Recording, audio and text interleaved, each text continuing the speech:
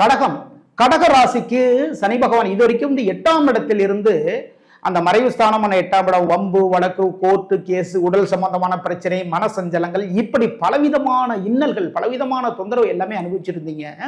இப்போ இந்த சனி பயிற்சிக்கு அப்புறம் வந்து பாத்தீங்கன்னா மிக மிக சுபிட்சமான ஒரு காலகட்டம் வந்து கடகராசிக்கு வரப்போகுது. மிக மிக அற்புதமான ஒரு காலகட்டம் வரப்போகுது. 9ஆம் இடத்துக்கு வந்து வரப்போறாரு. 9ஆம் இடம் தான் பாத்தீங்கன்னா பாக்கியஸ்தானம். அந்த பாக்கியஸ்தானத்தில் சனி பகவான் பயிற்சியாக போகின்றார். திருமண தடைகள் விலகும், தொழிலில் வந்து முன்னேற்றங்கள் ஏற்படும். தந்தையினுடைய உடல்நிலை வந்து பாதிப்புகள் ஏதாவது இருந்ததுன்னா அந்த உடல்நிலை பாதிப்புகள் அனைத்துமே ரொம்ப அற்புதமாக குணமாகும். அரசாங்க வேலைகள் கிடைக்கும். அரசாங்கத்தின் மூலமாக நல்ல நல்ல விஷயங்கள் எல்லாமே கடகராசிக்கு வந்து நடக்க போகுது. நல்ல சிறப்பான ஒரு சனிப்பெயர்ச்சியை வந்து கடகராசிக்கு வந்து இது அமைகின்றது.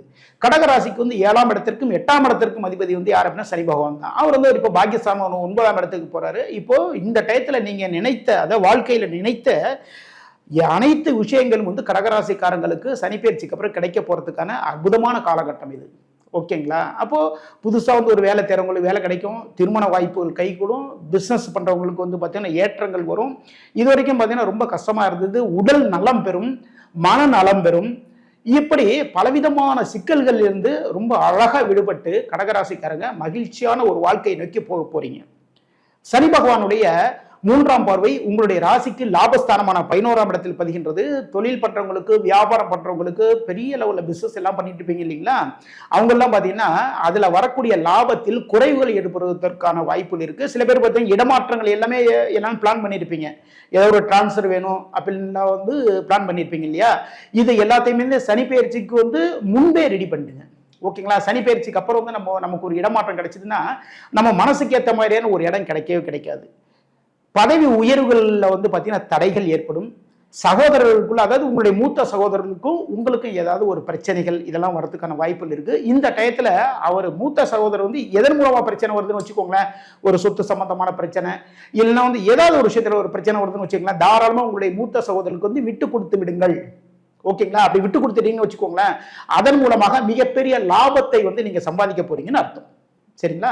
சனி பகவானுடைய 7ஆம் பார்வை உங்களுடைய ராசிக்கு 3ஆம் இடமான முயற்சி ஸ்தானத்தில் பதிகின்றது. இப்போ இந்த டயத்துல கடகராசிக்காரங்க எந்த விஷயமா இருந்தாலும் சரிதான் தீவிர முயற்சி எடுக்கணுங்க. உங்களுடைய இளைய சகோதரர்கள்ட்ட வந்து ரொம்ப கவனமா நடந்துக்கோங்க. மூத்த சகோதரர்கிட்ட கவனமா நடந்துங்க, இளைய சகோதரர்கிட்ட கவனமா நடந்துக்கோங்க. ஓகேங்களா? அப்ப இளைய சகோதரர்களும் வந்து எது கேட்டாலும் சரிதான், தாராளமா விட்டு கொடுங்க. அது வந்து ரொம்ப ரொம்ப நல்லது. அதன் மூலமாக நல்ல விஷயங்கள் வரும். எதனால சனி பகவானுடைய பார்வை பதியுது 3ஆம் இடத்துல. இளைய சகோதரர்கிட்ட வந்து இவன் எப்படி நடந்துக்கிறான், இவன் கரெக்டா நடந்துக்கிட்டானா, அவனோட மனசு கோணமா நடந்துக்கிட்டானா இவனுக்கு கோடிக்கணக்கில் நம்ம கொடுக்கலாம். அப்படிதான் சனி பகவானுடைய பார்வை 3ஆம் இடமான சகோதர ஸ்தானத்தில் பதிகின்றது. உங்களுடைய முயற்சிகள் கரெக்டா இருக்கா அந்த இடத்துல பதியுது. அப்போ இது எல்லாத்தையும் இந்த கவனம் எடுத்துக்கொள்ளுங்கள். சனி பகவானுடைய 8ஆம் பார்வை 4ஆம் இடத்தில் பதிகின்றது. அப்போ இந்த டயத்தில் வீடு வாகனம் இதெல்லாம் எது வாங்கினாலும் சரிதாங்க. ஓகேங்களா? ஒரு வாகனம் வாங்கினாலும் சரிதான், கரெக்டா பார்த்து வாங்குங்க. அதே டயத்தில் பார்த்தீங்கன்னா நல்ல நேரம் இது எல்லாத்தையும் வந்து கவனத்தில் எடுத்துக்கொள்ளுங்கள். ஒரு வீடு வாகனங்கள் வாங்கினீங்க அப்படின்னா அதில் வந்து அதில் எந்த பிரச்சனையும் இல்லாமல் கரெக்டாக இருக்கான்னு செக் பண்ணி வாங்குங்க.